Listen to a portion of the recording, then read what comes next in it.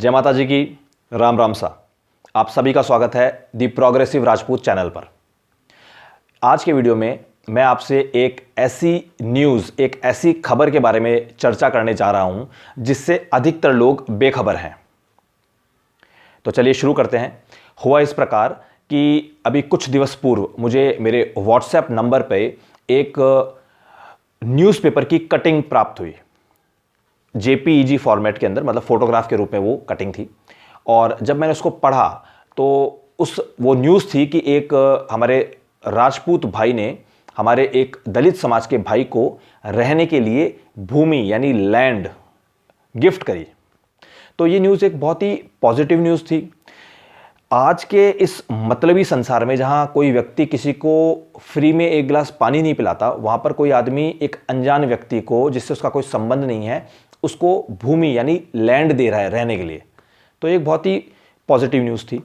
मगर थोड़ी हैरानी मुझे इस बात की हुई कि इस न्यूज़ के बारे में कहीं कोई चर्चा नहीं थी। मतलब व्हाट्सएप के ऊपर कुछ लोगों को ये जो इन्फॉर्मेशन है प्राप्त हुई।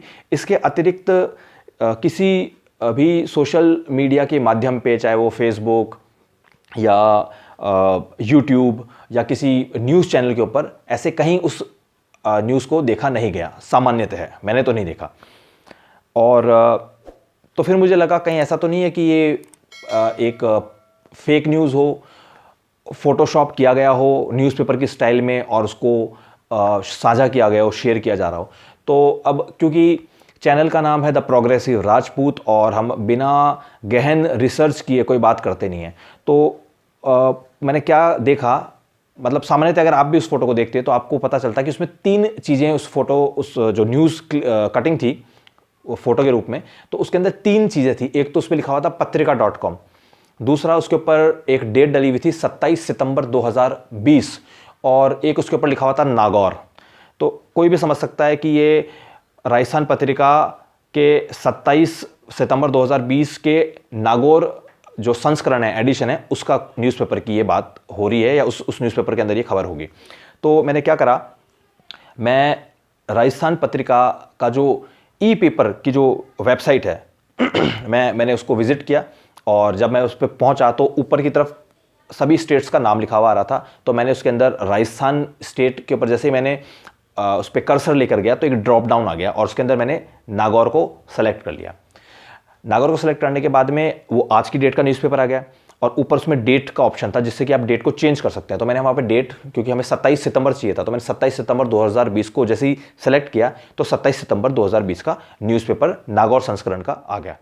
इस न्यूज़पेपर को मैंने थोड़ी छानबीन करी, पहला पन्ना, और जैसे ही मैंने दूसरा पन्ना चेंज किया तो थर्ड पेज के ऊपर एग्जैक्टली जो मुझे व्हाट्सएप के ऊपर न्यूज़ की जो क्लिपिंग या कटिंग मिली थी, एग्जैक्टली वो का वो न्यूज़पेपर की वो जो खबर थी हूबहू वैसी की वैसी खबर मुझे वहाँ मिल गई। तो इससे ये सुनिश्चित तो हो गया कि ये सही में राजस्थान पत्रिका ने ये न्यूज़ प्रकाशित की थी 27 सितंबर 2020 के नागौर संस्करण में। तो अब मतलब फेक नहीं है, ये कोई फोटोशॉप्ड नहीं है। तो अब हम बात करते हैं कि एग्जैक्टली ये न्यूज़ थी क्या। मुद्दे की बात पे आते हैं। तो ये न्यूज़ इस प्रकार से थी कि हमारे एक राजपूत भाई हैं जिनका नाम है देवराज सिंह राठौड़, और वो नागौर के अंदर मकराना तहसील, मकराना आप सभी जानते होंगे, वहाँ मार्बल निकलता है और आगरा के अंदर जो ताजमहल है वो इसी मकराना के मार्बल से बनाया गया है। तो मकराना के तहसील में उनका गांव है सरनावड़ा गांव से बिलोंग करते हैं। और वर्तमान के अंदर वो जोधपुर ज़िले के अंदर एक गांव है तिवरी, वहाँ पर एक निजी स्कूल है जिसके अंदर वो पढ़ाते हैं, वो व्याख्याता हैं। व्याख्याता हैं तो हम ये मान सकते हैं कि वो 11th और 12th को कोई एक स्पेसिफिक सब्जेक्ट पढ़ाते होंगे। और उसी गांव तिवरी गांव के अंदर ही वो एक किराए का मकान लेकर रहते हैं। तो कोरोना काल अभी भी चल रहा है, पर जब वो तीव्र था, जब भय था उसका, तो उनकी कॉलोनी में जहाँ वो रहते हैं, किराए का मकान है उनका, तो वहाँ पर एक व्यक्ति जिनका नाम है बिंजाराम नायक, और वो राजस्थान का एक लोक वाद्य यंत्र है जिसे कहते हैं रावण हथा। तो रावण हथा को वो बजाते हुए पूरी कॉलोनी में घूम रहे थे और किसी ने दरवाजे खोले नहीं, और जिनके खुले थे उन्होंने दरवाजे बंद कर लिए।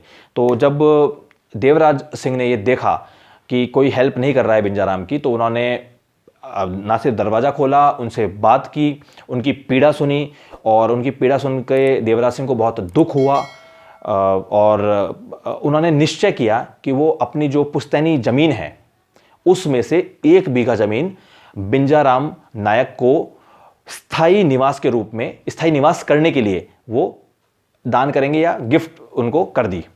और कुछ समय बाद में उन्होंने वो जो डॉक्यूमेंट्स थे उस ज़मीन के वो भी बिंजाराम नायक को दे दिए। और उस जो ज़मीन दी है उसकी मार्केट वैल्यू आज के हिसाब से 3.5 लाख रुपए है। तो आप देखिए कि इस मतलबी संसार, जैसे मैं पहले भी कह चुका हूँ, उसके अंदर कोई व्यक्ति किसी अनजान व्यक्ति की इस कदर जाकर हेल्प कर रहा है। तो देखा आपने देवराज सिंह जी राठौड़ के द्वारा किया गया ये कार्य कितना सराहनीय है, और ये एक इस प्रकार का व्यवहार है जिसका अनुसरण सभी लोग कर सकते हैं। मगर इस न्यूज़ को बिल्कुल भी कवर नहीं किया गया किसी भी मीडिया माध्यम के द्वारा, और ये बड़ा दुखद है। और वहीं पे मैं मानता हूँ कि अगर इसके विपरीत अगर नेगेटिव घटना घटी होती, जहाँ पर जो विक्टिम है, अगर मान लीजिए वो वंचित वर्ग से होता, मैं एक्चुअली दलित शब्द का प्रयोग नहीं करना चाह रहा क्योंकि दलित शब्द का यूज़ करता हूँ तो मुझे थोड़ा दुख होता है, और इस शब्द को इस शब्द का बहुत ज़्यादा राजनीतिकरण हो गया है। तो अगर वंचित वर्ग से होता विक्टिम और अगर अपराधी होता सवर्ण समाज से, तो आप देखिए इस न्यूज़ को इस प्रकार से प्रोपोगेट किया जाता कि दोनों समाज के मध्य जहर घुला जाता। जो वंचित वर्ग है उसको ये बताया जाता कि जो सवर्ण समाज है वो दुष्ट है, वो बदमाश है, और सवर्ण समाज को बताया जाता कि देखो तुम्हारे लिए नेगेटिविटी फैलाई जा रही है। इस प्रकार से जो हिंदू जो समाज है, धर्म है, उसके अंदर एक विघटन करने का प्रयास किया जाता, और जो कि हो भी रहा है। आप देख रहे हैं अगर इस प्रकार की कोई घटना घटती है तो उसको पुरजोर के साथ में फैलाया जाता है, लोगों के दिमाग में बैठाया जाता है कि देखो कितनी नेगेटिविटी है मार्केट में। और ये जो पॉजिटिव न्यूज़ थी इसको बिल्कुल भी जो है सर्कुलेट नहीं किया गया।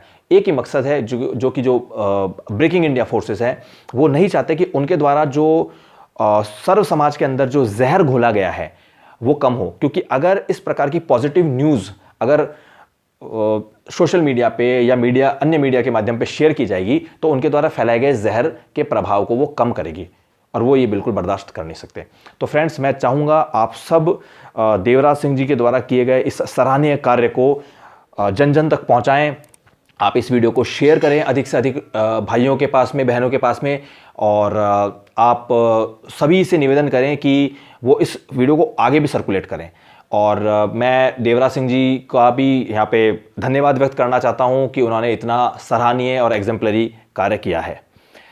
और आप सभी से मेरा अनुरोध रहेगा, सभी व्यूअर्स से, कि आप इस चैनल को भी सब्सक्राइब कर लीजिए और बेल आइकन को भी प्रेस कर दीजिए, ताकि भविष्य में मैं जो भी वीडियो अपलोड करूं उसका नोटिफिकेशन आपको मिल सके, ताकि आप वो वीडियो देख सकें। तो ये आज मेरी एक छोटी सी प्रस्तुति थी देवराज सिंह जी के बारे में। मैं आशा करता हूँ आपको ये वीडियो पसंद आया होगा। अभी के लिए मैं इजाज़त चाहूँगा।